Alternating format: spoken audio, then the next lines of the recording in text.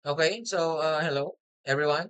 Welcome to our video on our basic watershed delineation processes.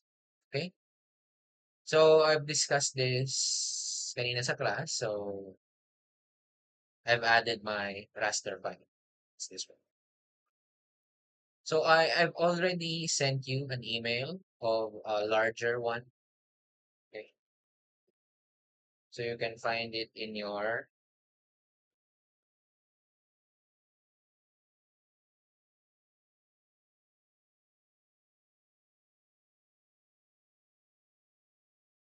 this one. I've already sent this as an email for you guys, so you can use this for your future projects or anything. Okay. So I'm going to focus my efforts here because I noticed that kanina sa class when I did it, this would produce a very weird end here. So when you add your satellite, pag mo siya i-add, okay? If you look at it from the top, okay, or this one, it should end around here in this area, around Abuyong, Abuyong, okay? And there is a river here. So that means everything in this region should fall papunta doon. Okay? So that's one of the issues I've seen.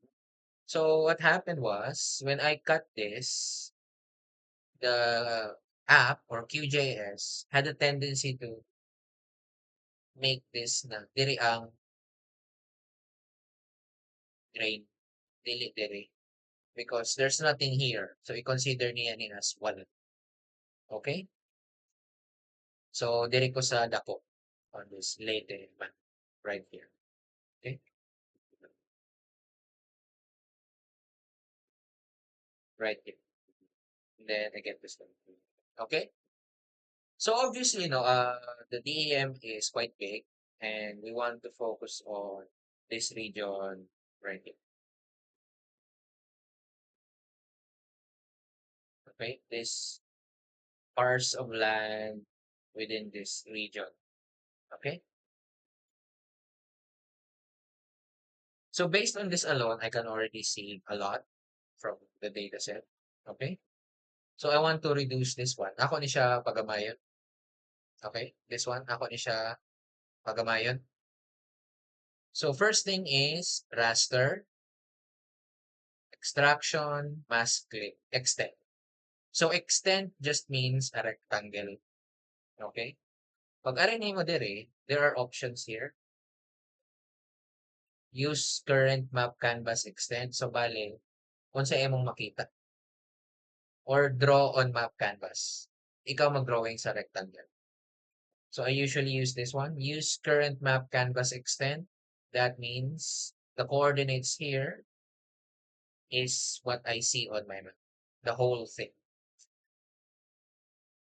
And you run, and then you get a fit value. Oh, apologies. Sorry.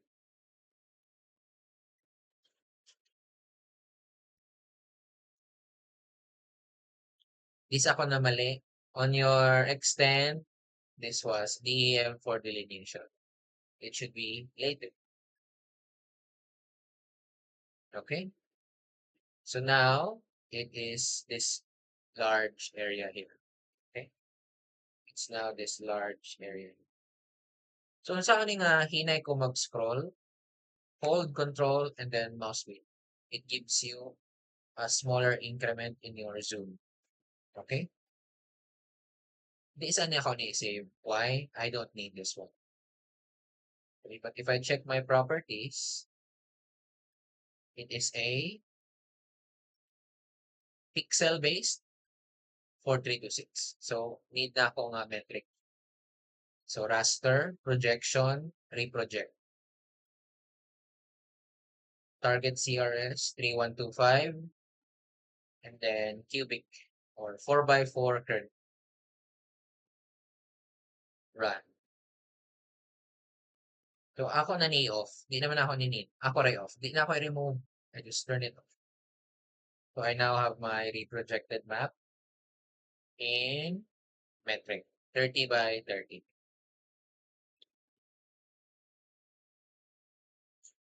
Dapat makita ninyo nga 30 by 30, not 0.0. Okay? So, we have that one. Okay? If ma-zoom mo layo, right-click, and then zoom to layer. That's all there is. Okay? Gani ang akong gikuan kay you edit this one to get a sort of very good effect. So, I'll duplicate this one. Remember that on your duplicate, you can rename. Bisa ko pa ni mag-save. So, I'll rename this to my color elevation. And I'll rename this to my, where's that one? I'll rename this to my hillshade elevation.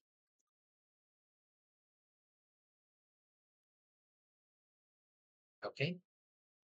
So for the hillshade, obviously hillshade. Symbology, hillshade, 4 or 3, okay lang. Apply. For your hillshade, there is a resampling. Cubic ang pili. Kay cubic man ta kanina. It just gives you that smooth transition. Apply, apply. So now you have your transition. Okay? This is just your area. Okay?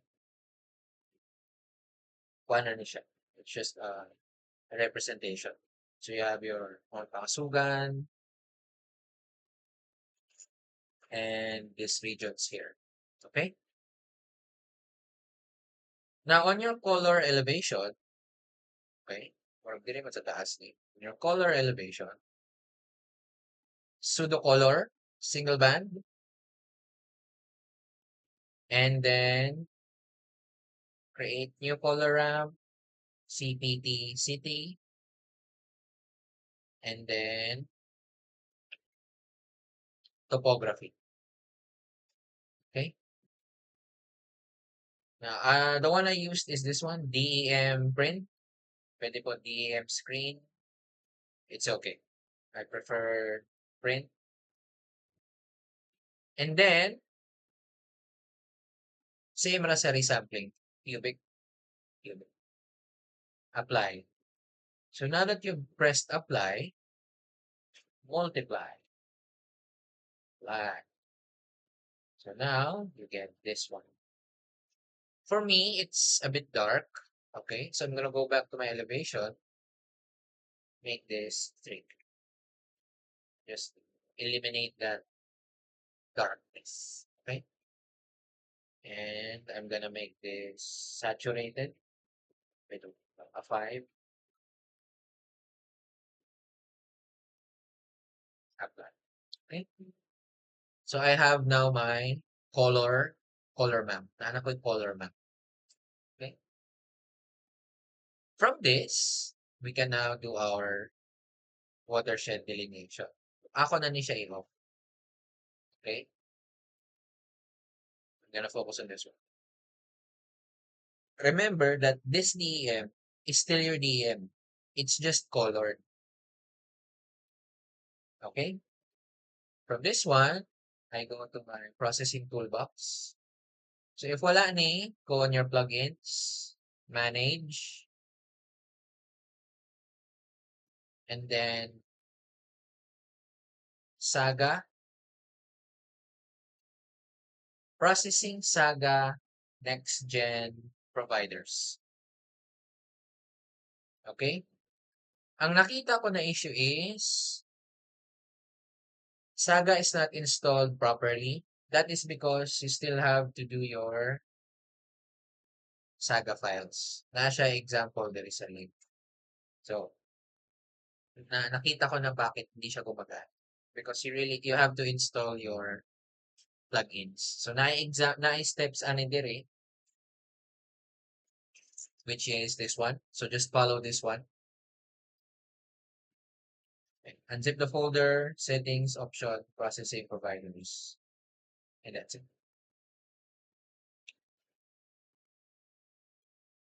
Close.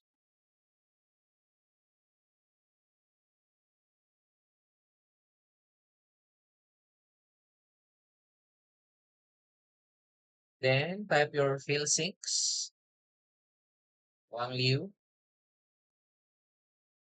I'll choose the elevation. Okay lang hillshade, okay lang color. They're the same type. And I'm going to uncheck watershed basins and flow directions. And I'll click run. Let it load, let it load. Okay. So this is now your field DEM. Okay. From your field DEM, you now click to your channel, network, and drainage basins. And uncheck sub-basins. Basically, uncheck everything except channels and drainage basins.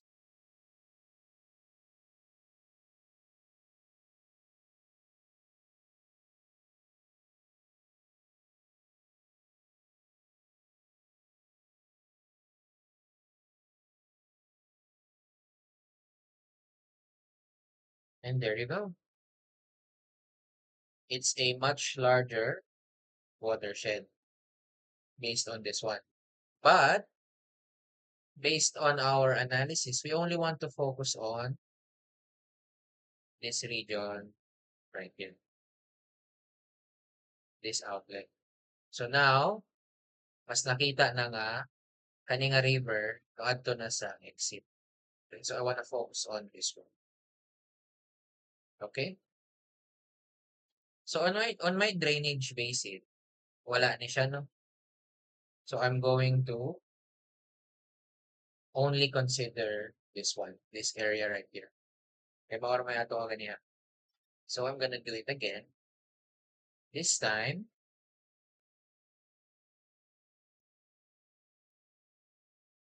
channel network and basin. Ako i-check si sub-basin. So I can manually check. So sub-basins, no direction, no connectivity, no straller, no drainage optionals, and no junctions. So since ako na ni Maran, okay,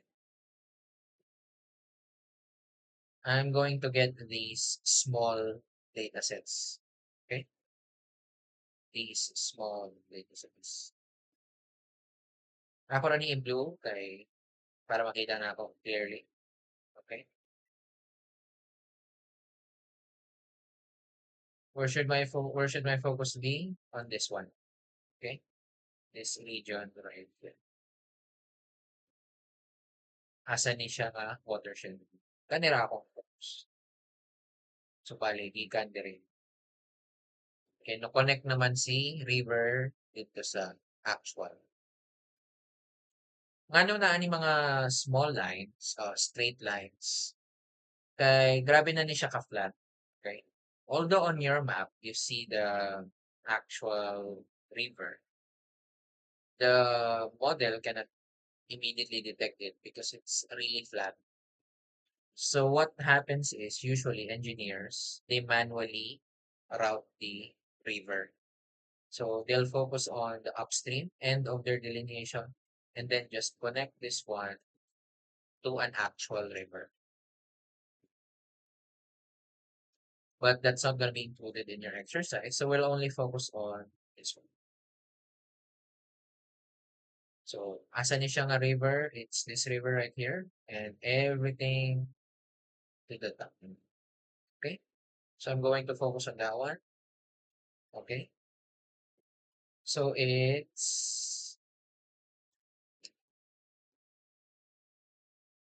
I consider this one. Okay? So when you're adding, when you want to merge so kasi kuan man eh, these are multiple sub-basics and you only want to focus on that region right there. You right click this one and advanced digitizing toolbar. Toolbar means naa sa taas, panel means naa siya sa side. So that's why makita niyo mo side doble. So I want the toolbar, so it shows up here on the top. Okay. So I select my drainage basins, which is here from the left. Click pencil. So pag imo na i-click, mugawas na yun. That's how you know. And then click this one, apply or select features by area or single click. Allows you to select several shapes or vectors. Okay. So I'm only considering this river here. Okay. Wala na ning isa. I'm only considering this river here. So everything upstream of this river, I will consider for my merging.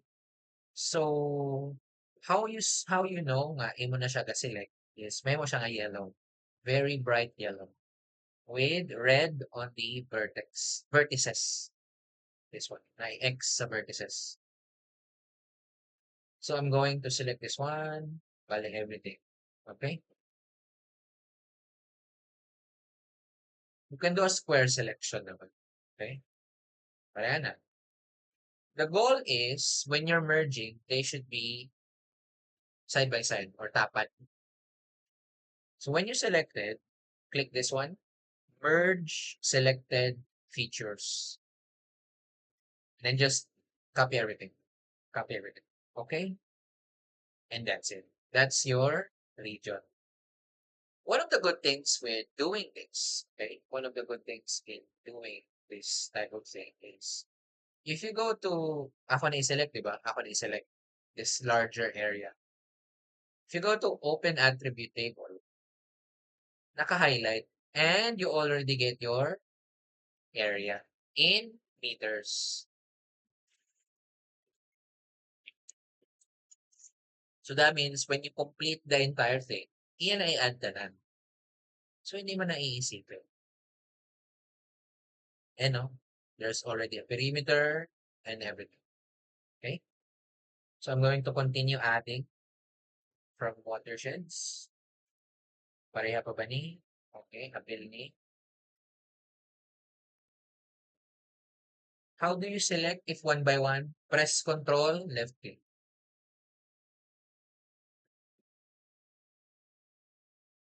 Then ganun lang.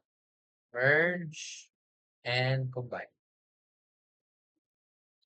Sir, unsa nga shape ang among pilihon? Okay. If you analyze this one, okay, ako ni pag-one para di mo ma-libog. Okay?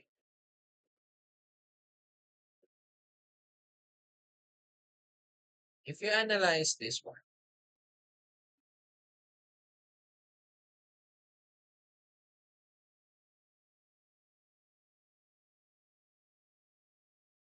okay, you'll notice that these rivers are only inside this region. Okay? This river here, this network. Okay? All of the river here, or all of the channels here, revolve or converge on this one outlet, which is this one. So, mao na ang akong basis sa pag-add of basin, which is this one. Now, if it looks confusing, you can make it easier for you.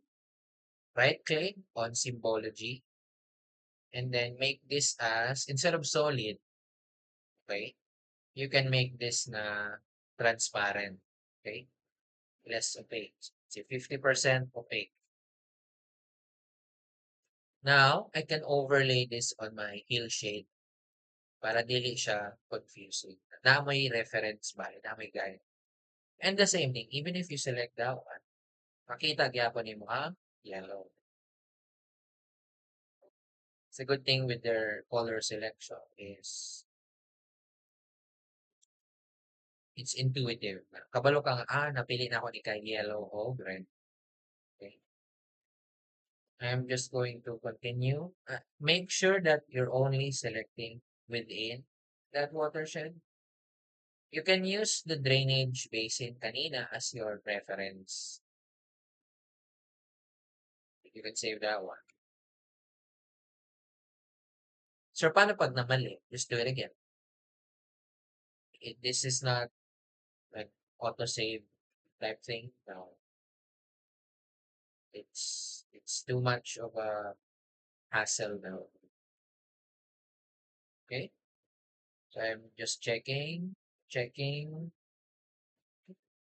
filming. Okay,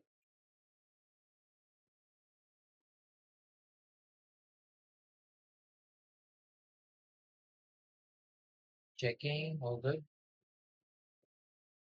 all good.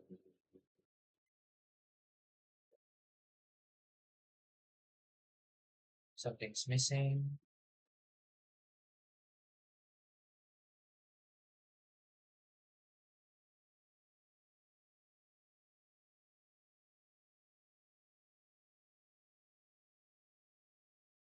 Okay, okay. So let me see. Okay, ito lang. This looks good to me. Wala na eh. Oh wait, napay nabilin.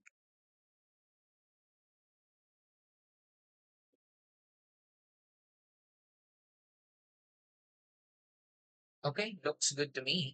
Okay. So now, after nimo siya makombine, press the diskette or save layer.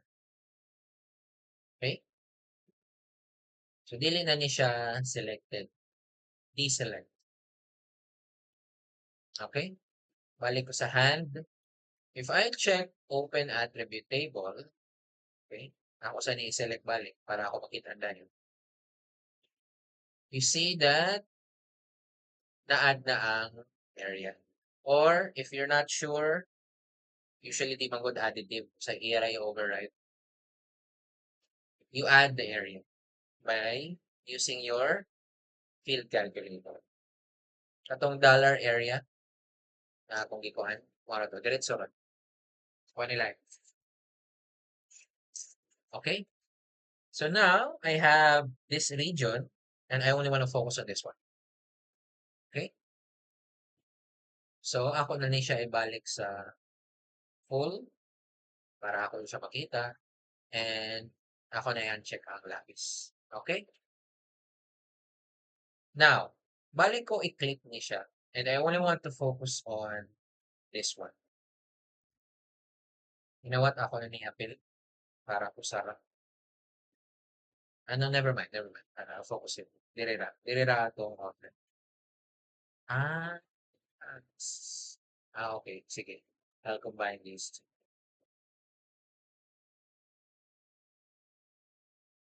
Okay? It's this one. This chicken thigh thing. Anyway, that's good. Save. O, na ni. Since it's already selected, nakapili na niya, nakapili na. This one, nakapili na. Right click, export, save selected features as, kayo mo bahala kung saan ninyo pag-name. I'll save this as my watershed area. Add, save file. Kaning daan, pwede na ni may off. Ayaw i-delete, i-off ra. Okay? So now, I have my watershed area.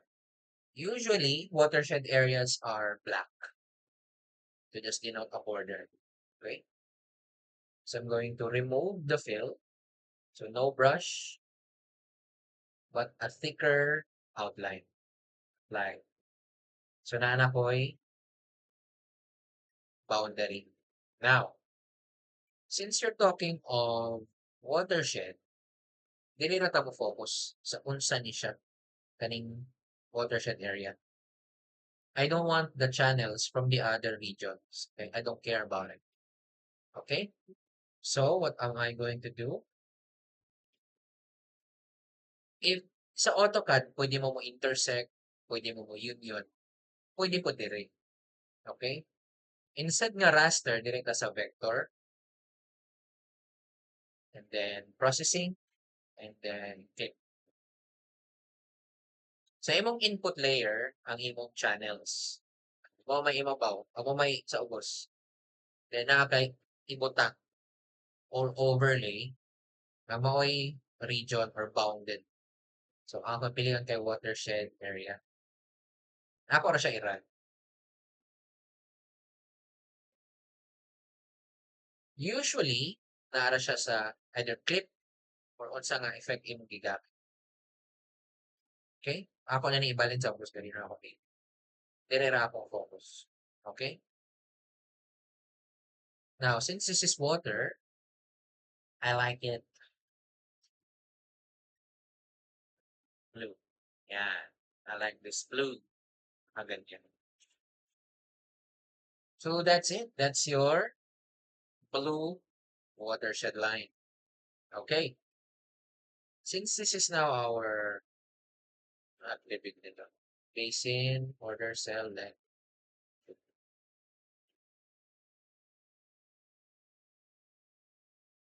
So, naana ko ani. So, sa ni siya pag layout. Ano mga needs sa layout. Okay. I'm going to remember this one. So, I'm going to save this one as channels. Okay. Now, na-add na po siyang bago. So, sa mo para ma-save? Right-click ang imong karaan na imong gi-edit. Styles, copy style, symbology. Kato sa bago, mag-save. Styles, paste style, symbology. Pwede na nimo ni i-delete. Kaya naana ni siya.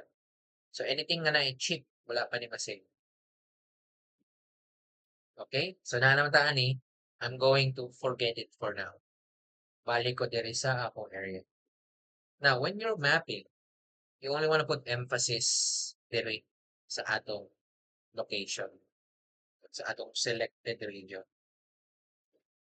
Kadam mo ani, your hillshade, extent, and your color elevation. These are large areas. Okay? Now, akong gusto is katura sa taas. Okay? Katura, kanira na sa sulod sa elevation. So, using this as my mask area, raster, extraction, fit by, kanina extent. Karon dito sa mask layer. Kaya naman tayo, layer, which is this one. So, extraction, mask layer, input. Unsa imong input?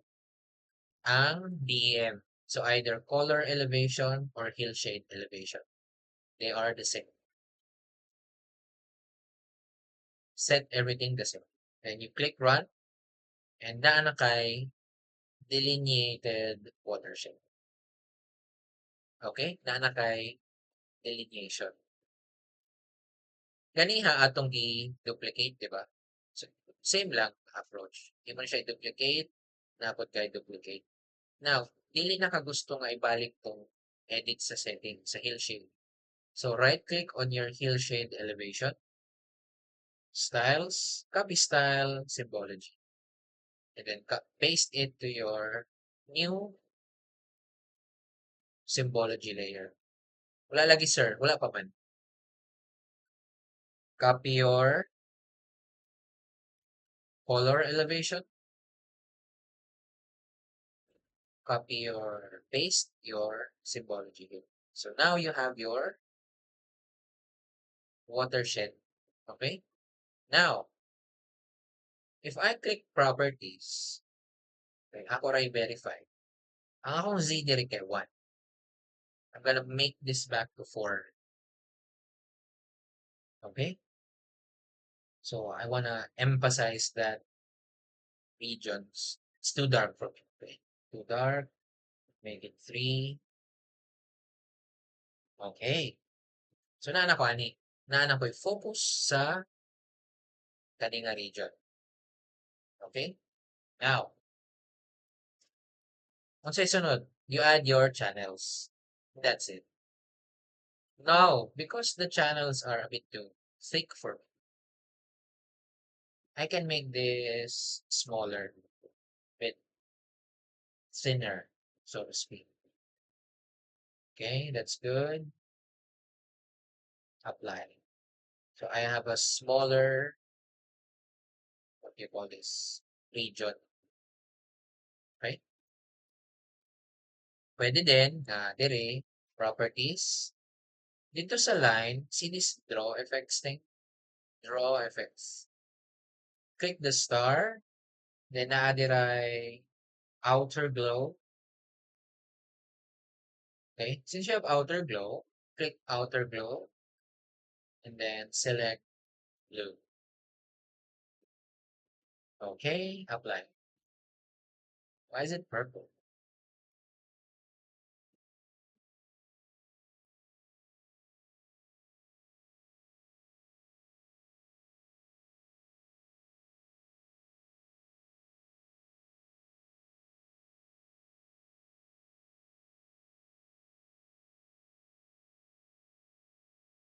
Okay, so now I have this region where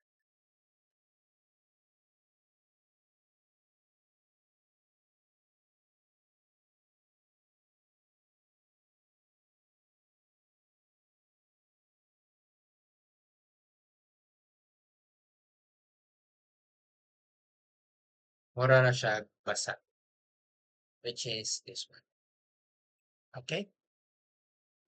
Para lang siyang nabasa.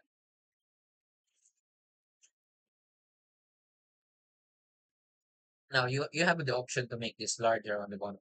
Skip that one. Now, since nana mo ani, this is already good. This is already beyond what you're expected to do on a delineation. Okay? So, ano siya sa layout? Okay? Layout. Nana tani, and this is already good for a delineation. So, on your project, layouts, layout manager pala. Wala pa kay layout manager. Ayan. Create watershed delineation. Okay? You have to analyze your map. In this case, it's elongated. Pa-portrait ang iyang projection. That means I can present this map better on portrait. Okay? So that means ako ni right click page properties and then portrait.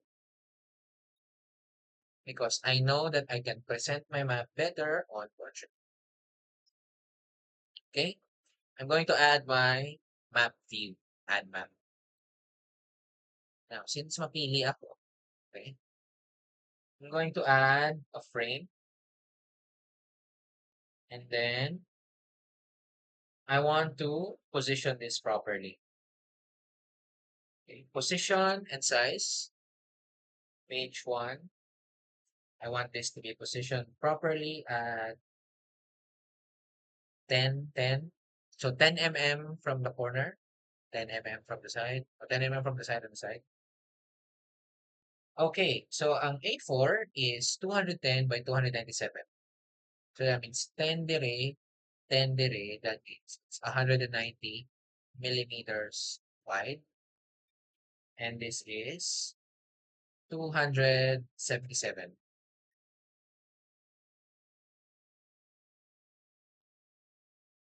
Why do I know that? I don't know. I just know that A4 is 210 by 297 millimeters. If you divide them, you get square root of 2, which is a good rule.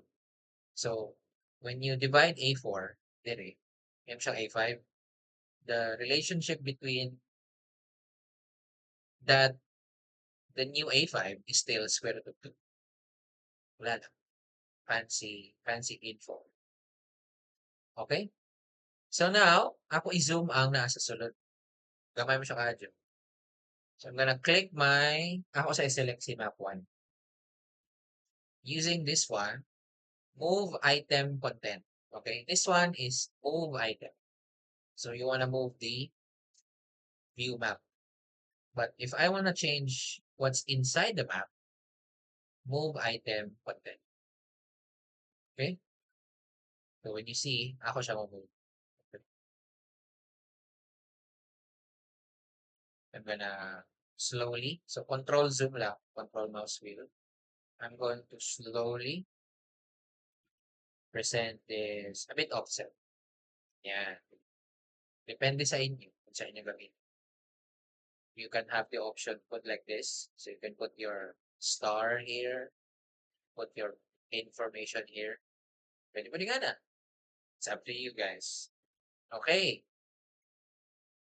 So this is now your map. Bit missing, don't you think? Bit off. So, okay.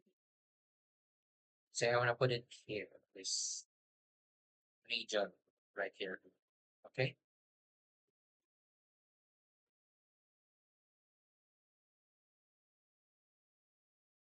Ako sa niilak para di na ako di mabalhin. See? I cannot click it. Kaya ako mag-ilak. So I know it's this one. Okay. Locking it as well, okay, is applied to the layers. So everything that you see here cannot be changed anymore. So if I want to lock that one, any change I do here will not be reflected here. Kaya kuma naman din, di mo namang i-lock. Okay? So let's focus on this. Let's go back to our QGIS. Okay?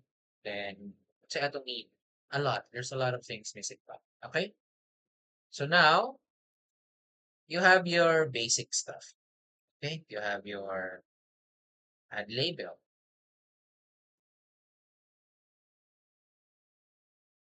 I don't know, Kabuyog watershed. Let's put it that way. Now, you have the option here to modify the font. Okay, kaya niyo na yan. But what I want to teach here is how you want to improve your maps. Okay, so let's say I'll put an arrow here. Okay, you can select arrows. Huh? You can select what type of arrows you want. It's here. I like this one. So I can put it here and just do that one. Very clean. Okay, what's next? The Okay, I'm gonna change this one. Arrows. It's a bit off. I'm gonna choose this one. I'm gonna put this one here. Okay. Now I wanna add a frame. So I'm gonna select map one. Not here, but from here. Scroll down and you go to grids. Then you click plus. So you get a grid one. Then you click modify grid. As you see here, you have different grid types. I normally use frames and annotations only. Okay. For CRS, use the 4326 so that it's in degrees, minutes, seconds. And you have map unit intervals. So I normally do 0.1 and zero point 0.1. Do I see it? Frame style, I normally choose interior ticks. So you see this interior lines. So if you want to make that, imo ni siya dugangan. Just make 0.1, 0.05, and make 0.1, 0.05. So nadugangan ang ako ang map, interior lines. Okay? You can make that line longer by frame size. This one. 2 man ang default, so just leave it at that. And then, okay, in this case, you have option here, draw coordinates, right? Draw coordinates. Okay, when you click on draw coordinates,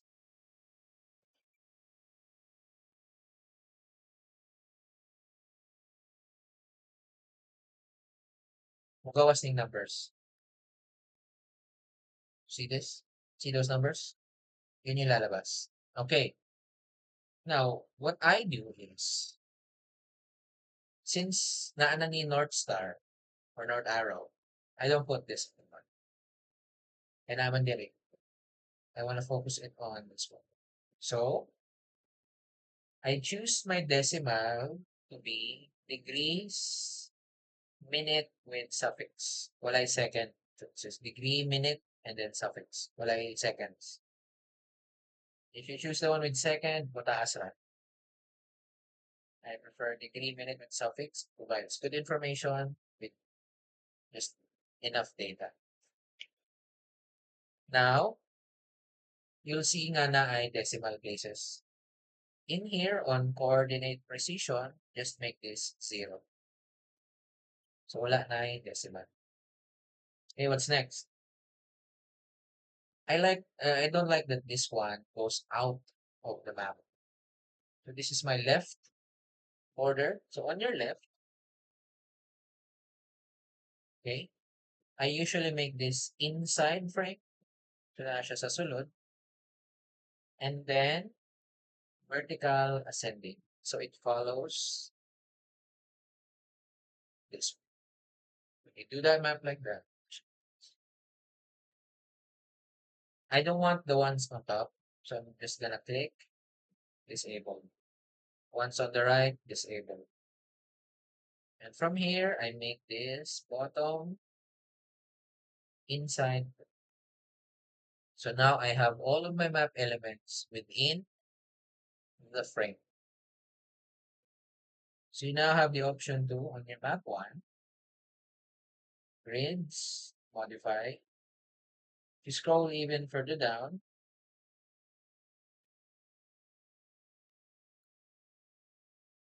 font, see this font right here?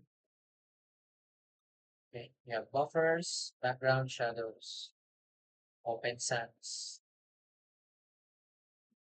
italic, medium italic. Kayo na ang bahala.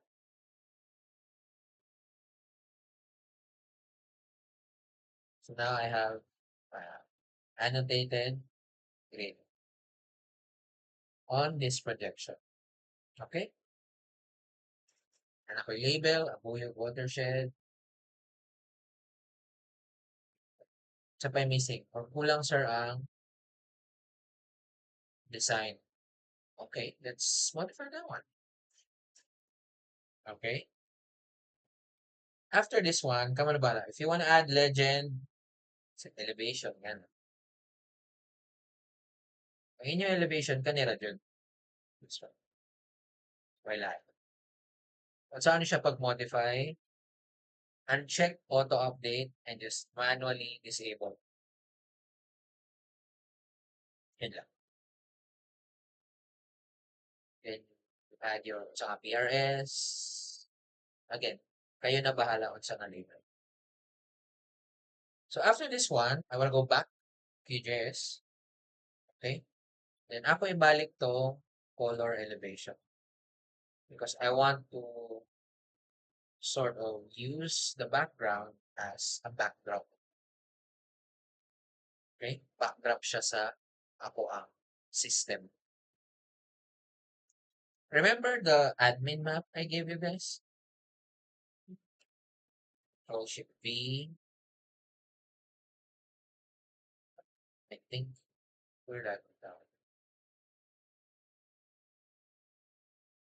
Admin.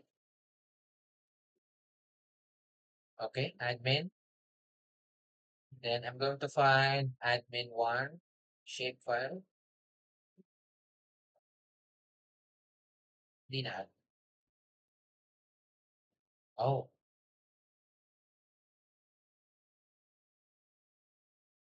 okay. So that admin map is admin map.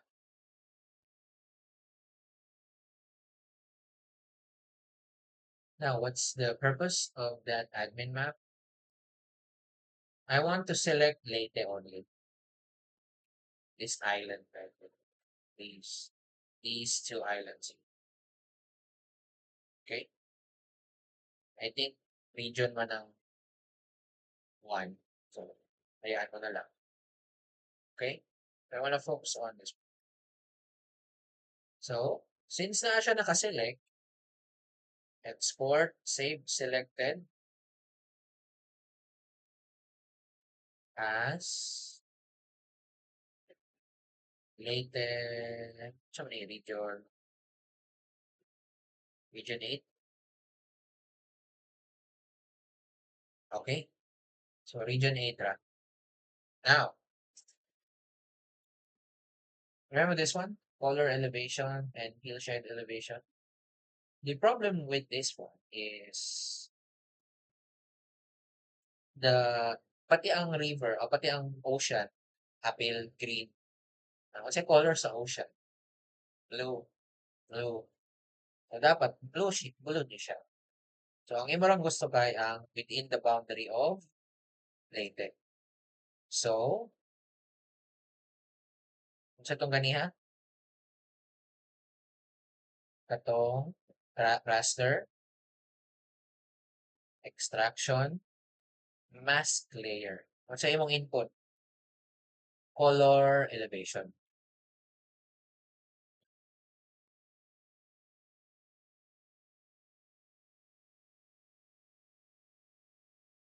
Then let it load. Let it load. Trust the process. What do you get? You get this unique representation of raster. So if you copy the style of this color elevation,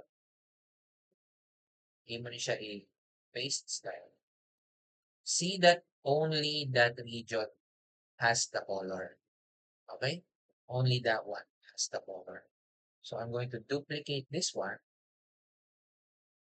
This time, ang akong kopyahon ang hillshade elevation. Just copy that one and then paste. Enable. Hala sir, nawala. Because naani sa taas, dapat naa siya sa ubos. Okay? So naa na ni ang green. Now, since background ra ni siya, I don't want to focus on that one. So, I'm gonna make my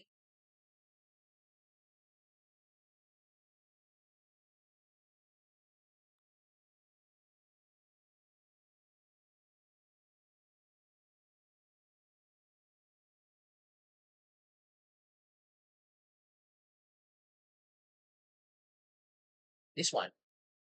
I'm going to make my Leyte color back to pseudo gray, single band gray. Apply. So it applies that sort of gray-esque feel.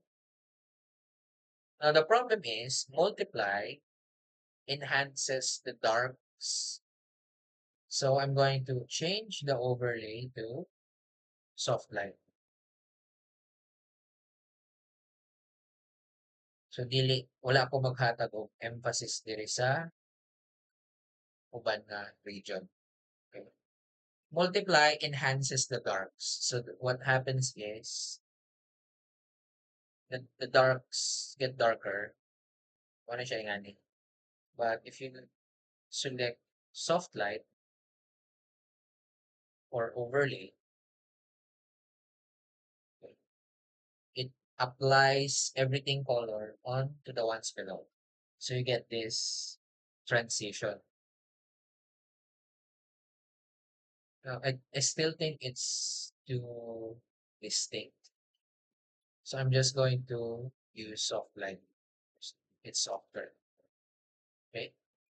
Now, by doing this color difference, it allows you to have a distinction in regions.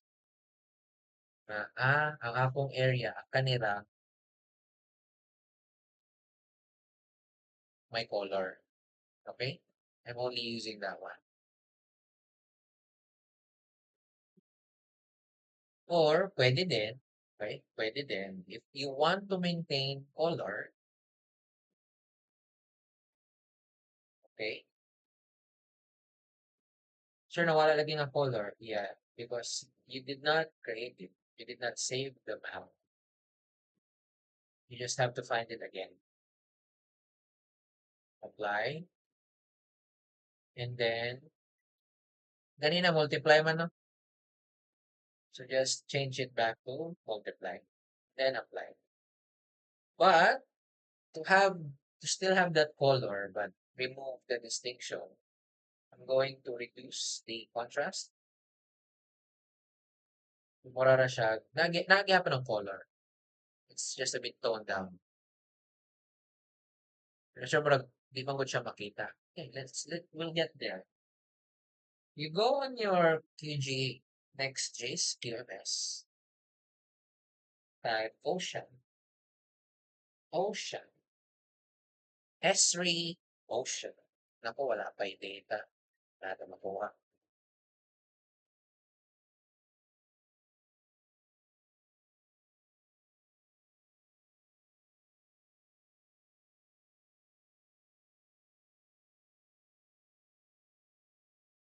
Oh no, my cage is crashed.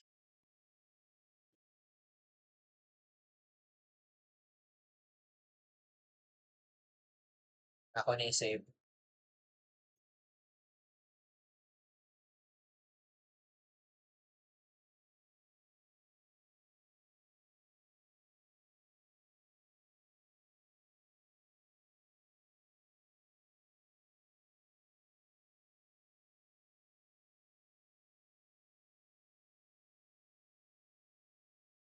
Damn, wala yung ocean.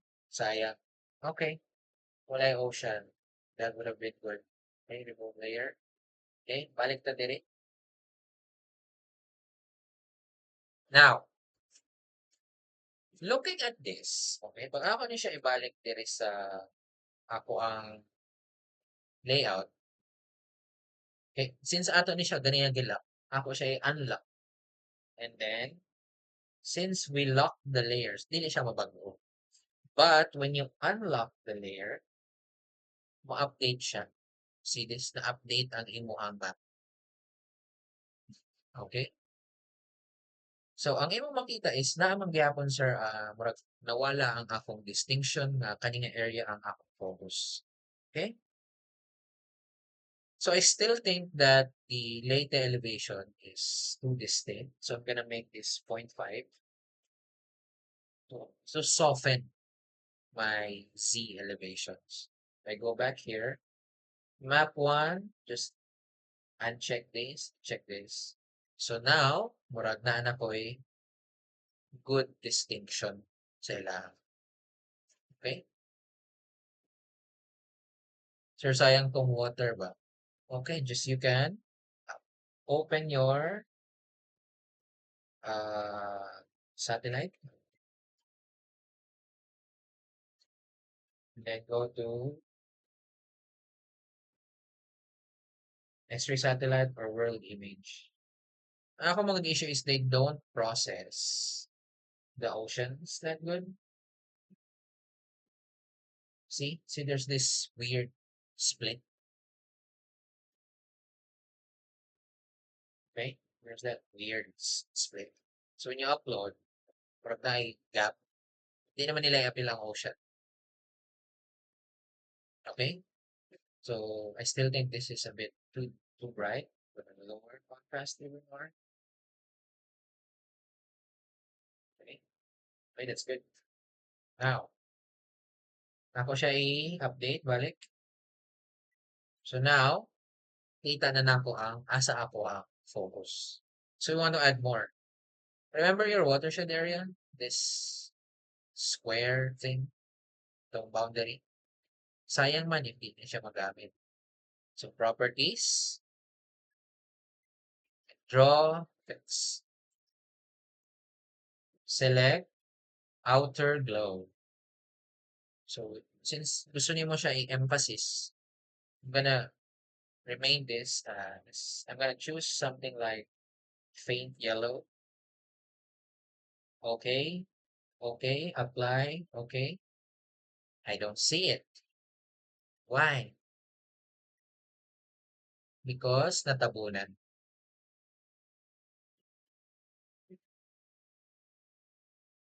I think that the boundary is too thick. Gonna increase my outer glow. Gonna make it larger. 3. Okay. Apply. And that's it. You now have that glow on your watershed.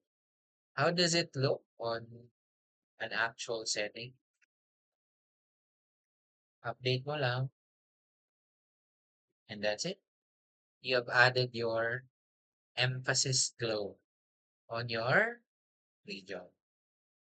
Now, I still think it bleeds out. I'm gonna go back here, draw effects, and then just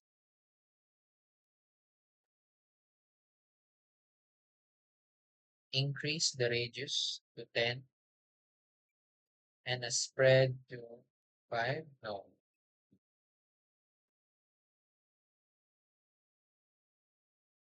Okay. I'm gonna increase my spread to 10 with a radius 10 and click OK and apply. Now, ang may tabo ni kay matabo na niya ang official map.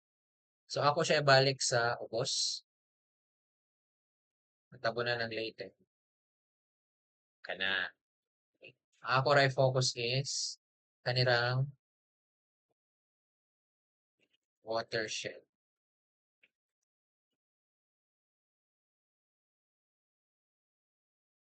Watershed color.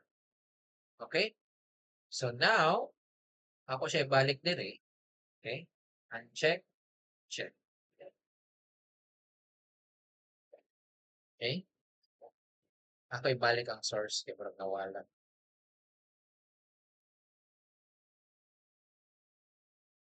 But instead of the black, I'm going to make this dark yellow. So na ay transition. Okay? Check, uncheck. So now, I have my watershed delineation with an outside glow to provide me with emphasis. Inamoy, background.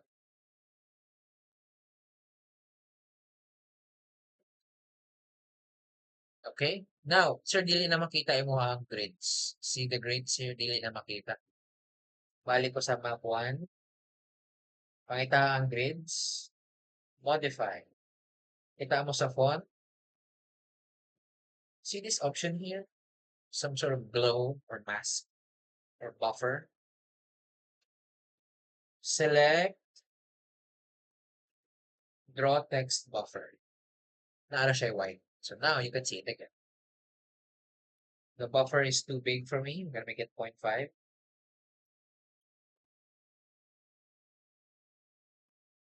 Okay, that's it.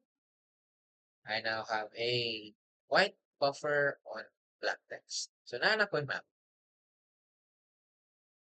Okay, let's say I want to move this further here. Okay,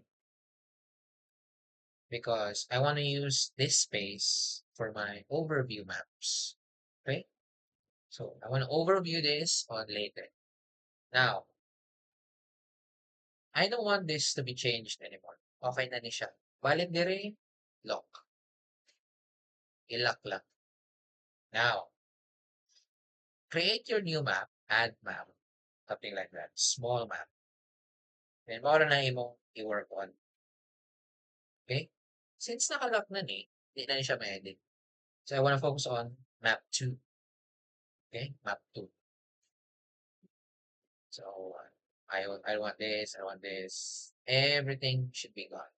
Balik ko sa akong region, which is this one. Ako na siya i-select. This is my region 8. Kayo bahala anong kulay.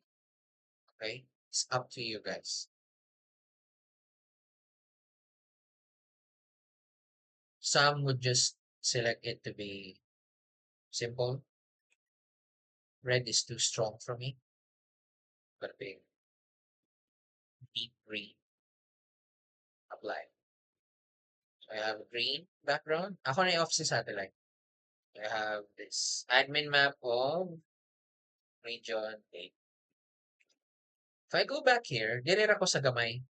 Okay? I'm gonna modify this one. So, di lagi makla. Just zoom out, move item content. And then, Now, it's still weird, sir. Wala palagi. You go scroll down, and you go to overviews plus. Sa overview, ang goal ani is you're referencing a map on a map. So I want to reference my map 1. See that orange red thing?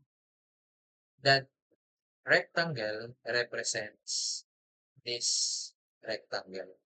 So now, okay, I know that this is Visayas. Okay? Kabalo ko kung saan nga lugar. Visayas. I know now, asa ni siya nga region with respect to the entire island of Visayas. Okay? Namali ako dito kasi region 8, it should only be uh, the whole island. Okay? So what you can do is click the item, then minimize the size. Ako siya muna pataas, and then just scroll until I get that focus on Visayas. Okay? Ano po lang, sir? What's that white background? May option din eh na background. Turn it off. So you now have overlay map on Visayas na nakanin. You don't need the arrow. Pwede din na yung arrow. It's alright. But nanakay overlay map that sits on top of your map. Wanna make it bigger? Pwede din.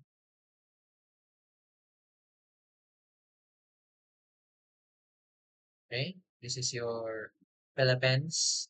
Okay? Copy this one. Control C, Control V. And I wanna scroll out. Scroll out. Scroll out to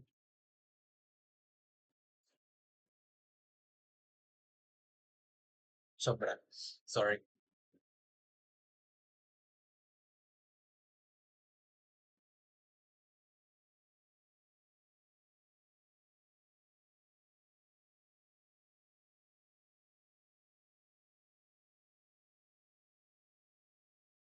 Make this a wee bit bigger. Okay? So that's my Philippines. Now, if you look at the properties, naka grids, di ba? Ako tong overviews. Naka overview 1. Just change your map 1 to map 2. What do you see? That red thing references the second map. Now, sure, di lagi makita ang red. Okay. Oh no, nag-update. Shiest. Kaya ma-appeal po diri ang katong mga lock layers. Okay? So, be careful with that one.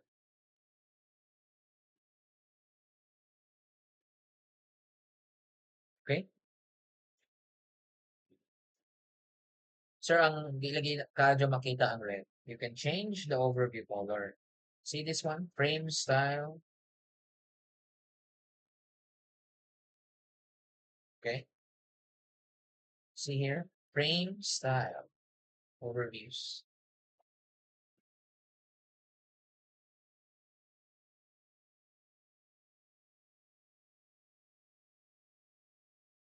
You can change the color. Kamu bahala. Ano? Gusto nyo yellow? Pwede din.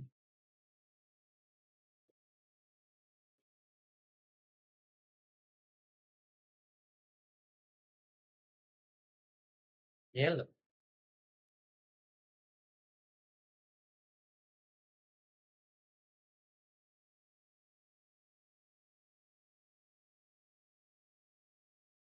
Yan, yellow. So because I can see yellow better on green. Actually, dapat red because red and green are complementary colors,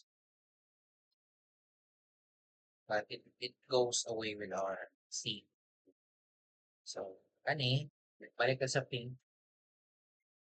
I'm going to change the overview color to something like green.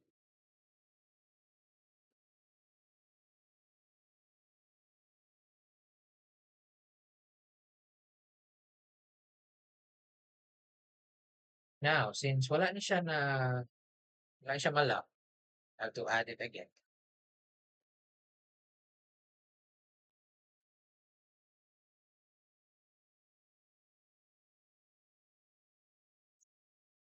So, that's it. I don't like that pink one. You can change this one. What's the uh, brown? Sure, weird lang yung highlights. Okay lang. Here, naka-stroke color, make it 0. Apply.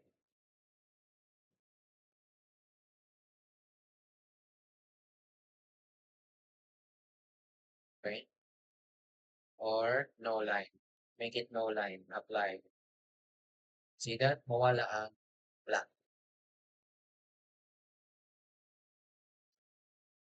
So if you click map 2, then update,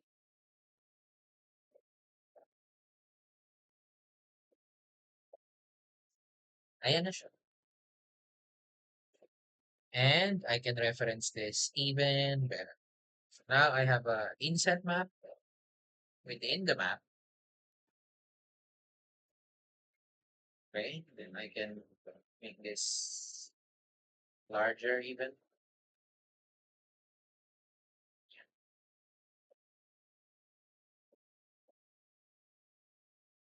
It's up to you guys how you modify your maps. So you get this. Kaya na bala kung sa iyan. You can add a bit of information here. Okay. This area is filled with blah blah blah. Mga na diri ang mga text-based words. Text-based words. Sure, obviously text words are based on text. Don't click that one. Anyway, that's all. I hope you make good maps. Then you brag about it. Be proud.